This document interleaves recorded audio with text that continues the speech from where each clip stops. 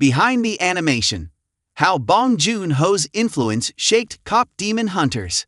When co-directors Maggie, Kang and Appelhans began shaping KPOP Demon Hunters, they faced a challenge that would terrify most filmmakers. How do you blend action, comedy, horror, and heartfelt drama in one story without losing balance? Kang admitted that she looked to one of Korea's most celebrated filmmakers for inspiration. "I kept thinking about Bong Joon Ho's The Host," she said during the press conference. "It's scary, funny, sad, and totally unpredictable. That's what I wanted this film to feel like." That mix of emotional tones gave KPOP Demon Hunters its pulse. Rather than pick a lane, the creative team leaned into the chaos. "It's messy in the best way," Appelhans said with a grin. "You laugh in one scene and get chills in the next." The Reikithigam of Even Ocean. Bong Joon Ho's influence wasn't about copying a style, but about honoring a philosophy. Kang explained that she admired how Bong trusted audiences to handle sudden tonal shifts. "He never talks down to his audience," she said. "He'll take you from laughing to crying in a minute, and somehow it all makes sense." That emotional rhythm became the heartbeat of KPOP Demon Hunters. The film's narrative swings between absurd humor and deep introspection, echoing the contradictions of pop culture itself. Appelhans said the blend of tones mirrors how real life feels. "People are complicated," he explained. "Our movie needed to show that too. We wanted viewers to feel like they were in the middle of something unpredictable but true." Nang, a world that breathes. The influence of Korean cinema extended beyond tone. Kang shared how the visual language of the movie borrowed from Korean street culture and emotional storytelling traditions. "The look of the city had to feel alive," she said.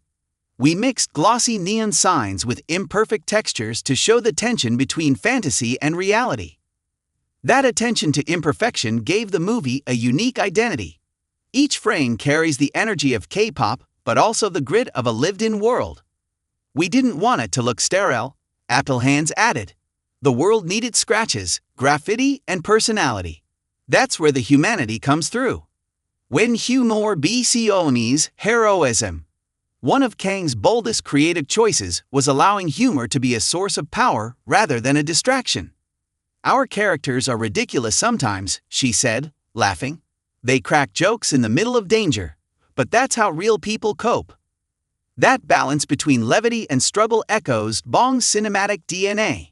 Kang said she hoped audiences would recognize that strength doesn't have to be stoic. "It's okay for heroes to be silly," she said. "Sometimes that's what bravery looks like." Diarrhea with hiarity and instinct seat. As the press conference went on, it became clear that Kang and Appelhans share an instinctive trust in their creative instincts. They treat tone not as a technical challenge but as a storytelling compass. "Animation is emotion," Appelhans said simply. "If you get the feeling right, the visuals follow." Kang nodded.